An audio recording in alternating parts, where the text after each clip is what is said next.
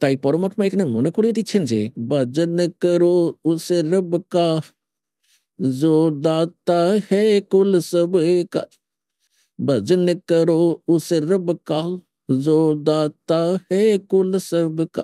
তিনি কে? তিনি হলেন তদ্ব্রহ্ম, সেই পরম অক্ষর ব্রহ্ম। পরমাত্মার যে সংজ্ঞা আজ আপনাদেরকে শোনালাম, এখনো পর্যন্ত সেই সংজ্ঞাই সম্পূর্ণ হলো।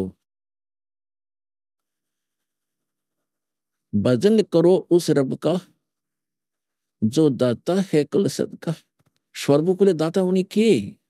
গীতার অধ্যায় নম্বর 7 শ্লোক নম্বর 12 থেকে 15 পর্যন্ত গীতা জ্ঞানদাতা বলেছেন, যারা তিন গুণের উপাসনা করে থাকেন, রজগুণ ব্রহ্মা, শতগুণ বিষ্ণু, তমগুণ শিবের, যাদের জ্ঞান হরণ করা হয়েছে, এনাদের ছাড়া কাউকে শোনার জন্য প্রস্তুত নয়। তাদের বিষয়ে অনেক কিছু বলেছে, এর মধ্যে তাদের প্রত্যাখ্যান করেছে এবং বলেছে এরা তো আমার ভক্তিও করে না। নিজের ভক্তির বিষয়ে গীতা জ্ঞানদাতা শ্রীকৃষ্ণের মধ্যে এই খরপুরুষ বলেছেন 21 ব্রহ্মাণ্ডের স্বামী প্রভু সাহেব। ইনি বলেন আমার ভক্তিও 4 প্রকারের করে, অর্থার্থী, আর্থ, জিজ্ঞাসু আর জ্ঞানী। জ্ঞানীকে ছাড়া বাকি 3 জনকে রিজেক্ট করে দিয়েছেন, কারণ এদের কাছেও মুক্তির পথ নেই। জ্ঞানীরা যদিও বা ভালো আত্মা, পরমাত্মার জন্য ঘর বাড়িও ছেড়ে দিয়েছে। এরা বুঝতে পেরে গেছে যে অন্য উপাসনা করা উচিত নয়, কেবল ব্রহ্মকে ছেড়ে। যেমন তাদের জ্ঞান হয়েছে একটি ভগবানের ভক্তিতেই মুক্তি হবে, সেই ভগবান তারা ব্রহ্মকে মনে করে নিয়েছে। ঋষিদেরও কোনো জ্ঞান ছিল না, কারণ তারা সদ্গুরুকে পায়নি। गुरु बिन काऊ न पाया ज्ञान ना जो तो था दूसरे बोर्ड के साना। गुरु बिन वेद पढ़े दो प्राणी और समझे न सार रहे জ্ঞান। তাই গীতা জ্ঞানদাতা বলছে যে এই মহাপুরুষ যারা জ্ঞানী, তারা যদিও উদার, আমার মতে বা আমার বিচারে তারা তো অবশ্যই ভালো আত্মা, কিন্তু এদের তত্ত্বদর্শী সন্ত না মেলার কারণে এরা আমার অন্তর্গত অনুত্তম গতিতে স্থির রয়েছে।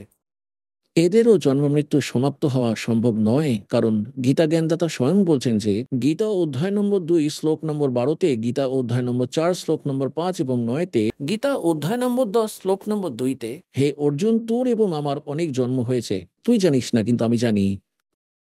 আর নিজের মন্ত্রের বিষয় বলছেন অষ্টম অধ্যায় 13তম শ্লোকে, ओम इति एक अक्षरम ब्रह्म विवरण मामनु संप्रज्ञा प्रियाति तदन्तेहम स्याति परमापतिम।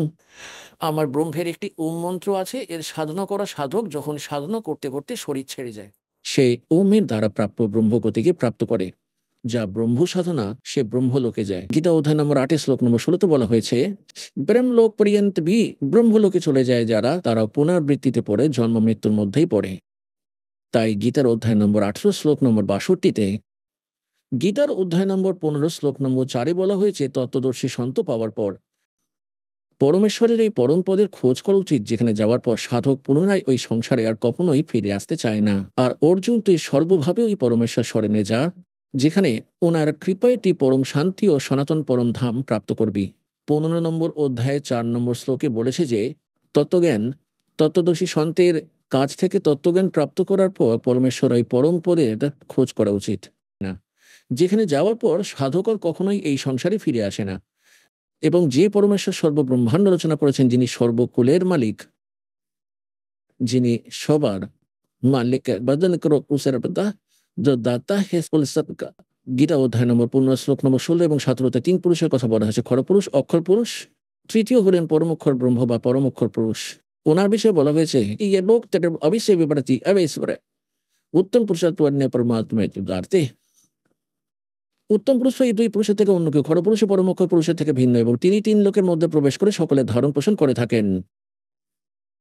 এখানেও সেটাই বলা হয়েছে গীতা অধ্যায় নম্বর 15 শ্লোক নম্বর 4-এ, যে পরমেশ্বর সকল ব্রহ্মাণ্ডের রচনা করেছেন এবং সংসার রূপেই যে বৃক্ষ রয়েছে, যেটা উল্টো হয়ে ঝুলে থাকা সংসার রূপে বৃক্ষটি শিকড় বা মূল হলেন এই পরমক্ষর ব্রহ্ম।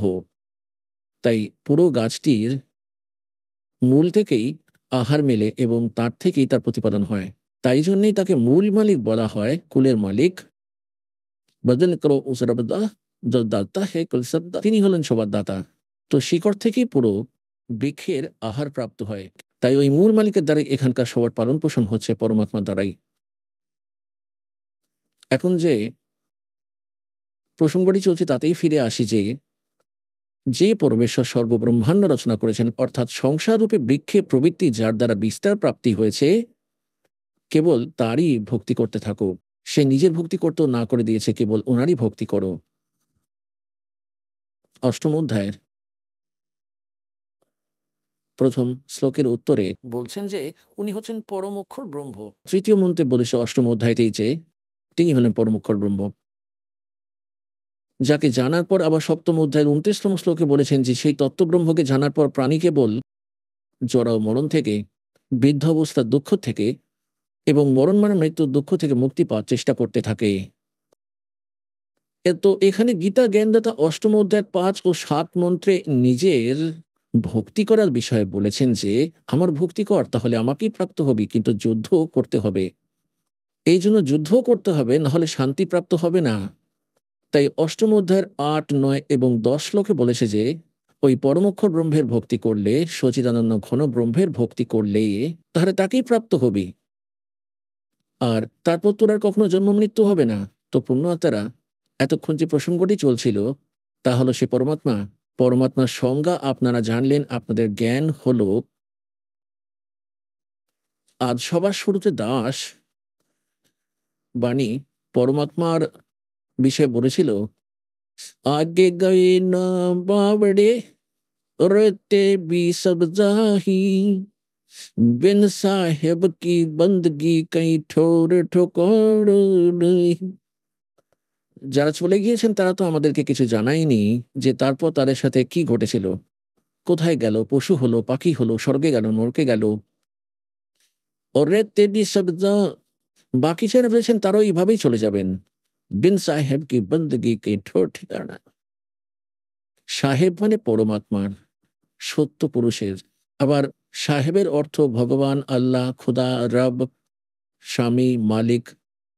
কিন্তু কোন মালিকের, কোন রবের, কোন সাহেবের ভক্তি করবেন তা আপনাদেরকে বলে দেওয়া হয়ে গেছে। ভজন করো উসের দাতা হে কুলস।